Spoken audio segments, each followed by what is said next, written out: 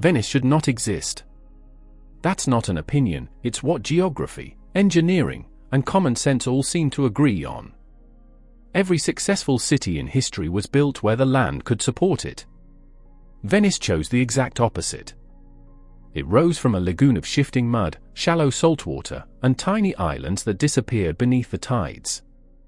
So why would anyone risk building an entire civilization in the one place that seemed designed to swallow it? Most people believe they already know the answer. Venice, they say, was built for trade. It became rich because ships could easily reach its ports. That explanation sounds logical until you realize one important detail. Trade didn't create Venice. Venice had to survive before it could ever become rich.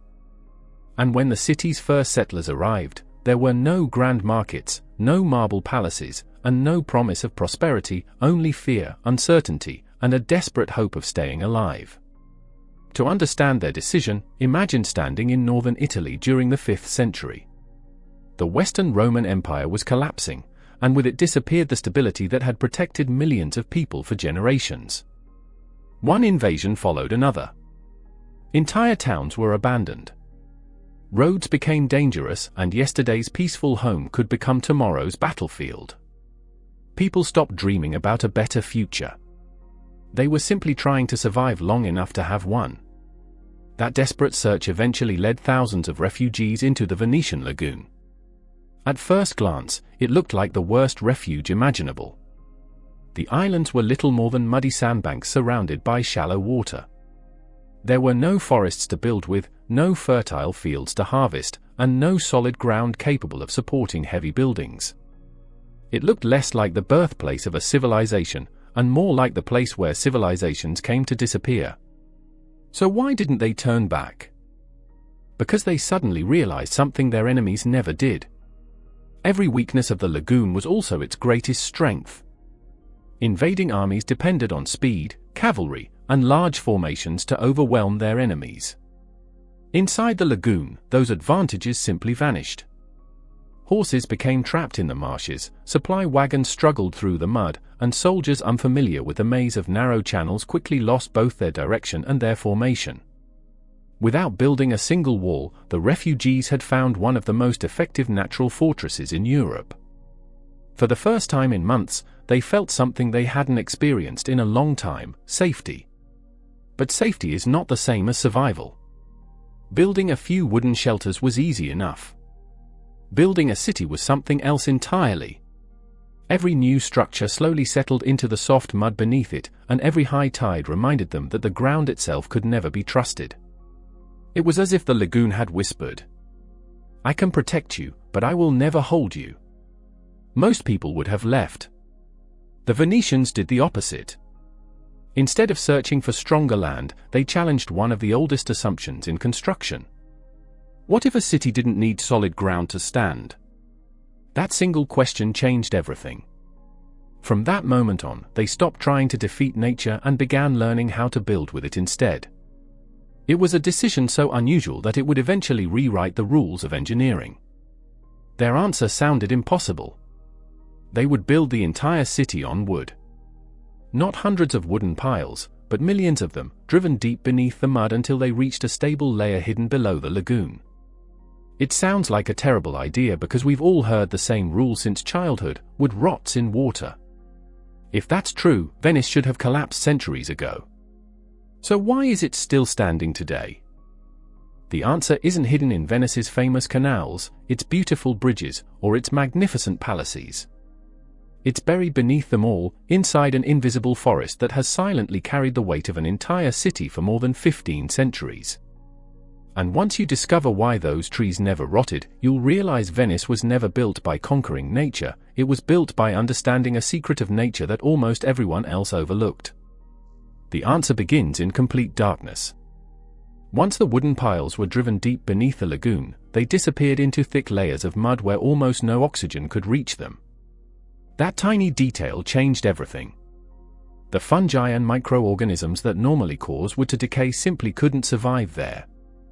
Instead of rotting away, the timber remained remarkably stable beneath the surface. Ironically, The water everyone thought would destroy Venice became the very thing that preserved it. But the wood alone wasn't enough. Thousands of piles had to work together as a single foundation, spreading the enormous weight of stone buildings across the soft lagoon floor. Thick wooden platforms were placed above the piles, followed by layers of strong limestone that created a stable base for houses, churches, and eventually magnificent palaces. The city wasn't resting on a few wooden posts, it was resting on an invisible engineering system hidden beneath every street. And once that system worked, Venice faced an entirely different challenge. Building materials didn't appear by magic. Almost every large stone, marble column, and wooden beam had to arrive by boat from distant regions. Imagine constructing an entire city without trucks, cranes, or modern roads. Every delivery depended on tides, weather, and carefully planned routes through narrow channels. Construction wasn't simply difficult, it became a daily battle against the lagoon itself. So how did a settlement that struggled just to build homes become one of the richest cities on Earth? The answer was something the refugees never expected. The same waterways that protected Venice from invading armies slowly became its greatest economic advantage. Ships from the Byzantine Empire, North Africa, and later much of Europe could reach the city with remarkable ease. What had begun as a hidden refuge gradually transformed into one of the busiest trading crossroads in the Mediterranean. Almost overnight in historical terms, Venice stopped being a city that escaped the world, and became a city the world could no longer ignore. With wealth came extraordinary ambition. Small wooden houses gave way to elegant stone palaces, towering bell towers, and magnificent churches that still define Venice today. To visitors, it looked as though the city had conquered nature itself. But beneath every beautiful building remained the same muddy lagoon that had always been there. The stronger and heavier Venice became, the greater the pressure on the invisible foundations below. Could those millions of wooden piles really support an entire civilization forever? The remarkable answer is, they almost did. For centuries, those hidden foundations carried the weight of one of Europe's greatest cities with astonishing reliability.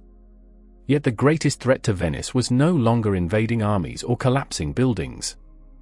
It was something much slower, almost invisible, and impossible to defeat with walls or engineering alone. The very water that had protected Venice for over 15 centuries was quietly becoming its greatest enemy, and the battle to save the city is still being fought today. For more than 15 centuries, Venice proved something the rest of the world thought was impossible. Kingdoms rose and fell. Empires disappeared. Wars reshaped Europe. Yet the city standing on millions of wooden piles continued to survive. To anyone arriving by sea, Venice looked almost magical, as if it had somehow defeated the laws of nature. But the truth was very different. Venice had never defeated nature. It had simply learned to work with it better than anyone else. That balance, however, has never been permanent. The same lagoon that once protected the city is constantly changing.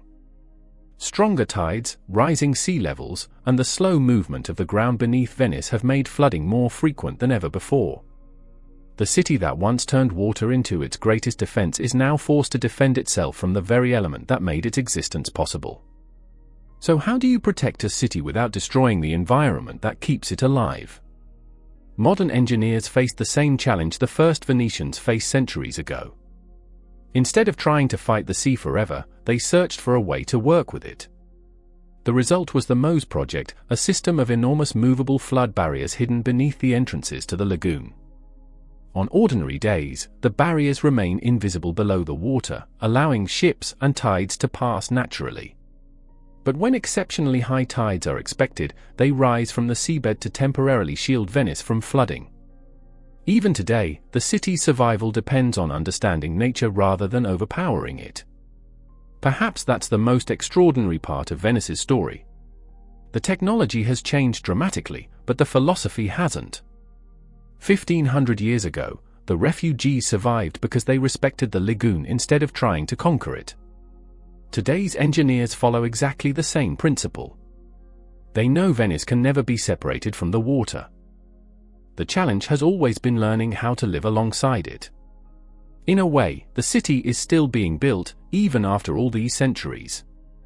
The next time you see a gondola gliding through a quiet canal or a palace rising effortlessly above the water, remember that what you're looking at is far more than a beautiful city. Beneath every bridge, every church, and every stone street lies an invisible forest of millions of wooden piles, silently carrying the weight of history. Almost no visitor ever sees it, yet without it, Venice would simply disappear. The city's greatest landmark has always been the one hidden underground. So, why did they build Venice on water? Not because it was the easiest place to build. Not because it was the richest place to trade. And certainly not because they believed they could defeat nature. They built it because, in the middle of chaos, the impossible lagoon offered the only chance to survive. Then, through patience, observation, and astonishing engineering, they transformed the world's least likely building site into one of humanity's greatest achievements. And maybe that's the real lesson Venice leaves behind. The greatest breakthroughs in history don't always come from forcing the world to follow our ideas. Sometimes they come from understanding how the world already works, and having the courage to build with it instead of against it.